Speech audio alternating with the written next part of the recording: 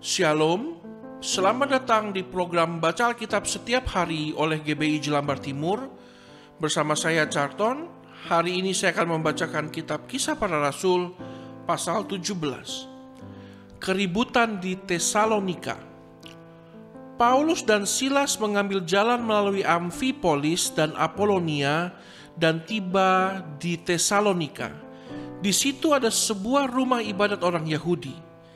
Seperti biasa, Paulus masuk ke rumah ibadat itu. 3 hari Sabat berturut-turut ia membicarakan dengan mereka bagian-bagian dari kitab suci.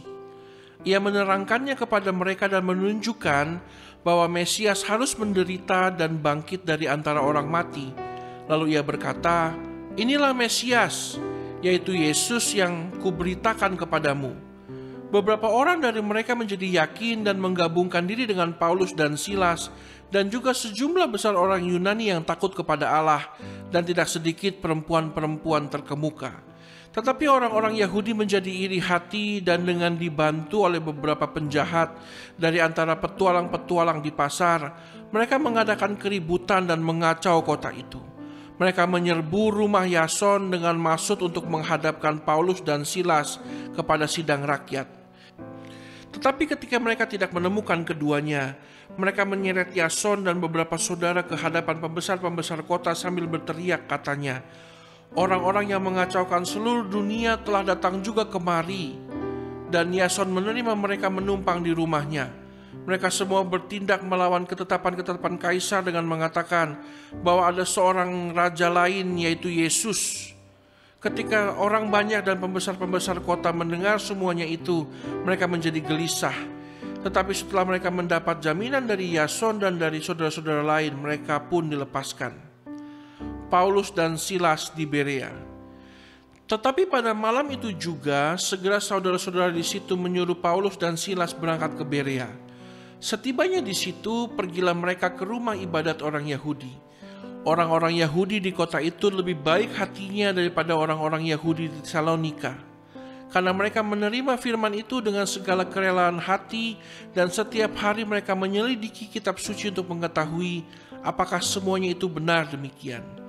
Banyak di antara mereka yang menjadi percaya, juga tidak sedikit di antara perempuan-perempuan terkemuka dan laki-laki Yunani. Tetapi ketika orang-orang Yahudi dari Tesalonika tahu bahwa juga di Berea telah diberitakan firman Allah oleh Paulus, datang jugalah mereka ke sana menghasut dan menggelisahkan hati orang banyak. Tetapi saudara-saudara menyuruh Paulus segera berangkat menuju ke pantai laut, tetapi Silas dan Timotius masih tinggal di Berea. Orang-orang yang mengiringi Paulus menemaninya sampai di Athena, lalu kembali dengan pesan kepada Silas dan Timotius supaya mereka selekas mungkin datang kepadanya. Paulus di Athena. Sementara Paulus menantikan mereka di Athena, sangat sedih hatinya karena ia melihat bahwa kota itu penuh dengan patung-patung berhala. Karena itu di rumah ibadat ia bertukar pikiran dengan orang-orang Yahudi dan orang-orang yang takut akan Allah, dan di pasar setiap hari dengan orang-orang yang dijumpainya di situ. Dan juga beberapa ahli pikir dari golongan Epikuros dan Stoa bersoal jawab dengan dia, dan ada yang berkata, "Apakah yang hendak dikatakan si peleter ini?" Tetapi yang lain berkata, "Rupa-rupanya ia adalah pemberita ajaran dewa-dewa asing, sebab ia memberitakan Injil tentang Yesus dan tentang kebangkitannya." Lalu mereka membawanya menghadap sidang Areopagus dan mengatakan, "Bolehkah kami tahu ajaran baru mana yang kau ajarkan ini? Sebab engkau memperdengarkan kepada kami perkara-perkara yang aneh. Karena itu kami ingin tahu, apakah artinya semua itu?" Adapun orang-orang Athena dan orang-orang asing yang tinggal di situ tidak mempunyai waktu untuk sesuatu selain untuk mengatakan atau mendengar segala sesuatu yang baru. Paulus pergi berdiri di atas Areopagus dan berkata, "Hai orang-orang Athena, aku lihat bahwa dalam segala hal kamu sangat beribadah kepada dewa-dewa. Sebab ketika aku berjalan-jalan di kotamu dan melihat-lihat barang-barang pujaanmu, aku menjumpai juga sebuah mezbah dengan tulisan, 'Kepada Allah yang tidak dikenal.' Apa yang kamu sembah tanpa mengenalnya, itulah yang kuberitakan kepada kamu.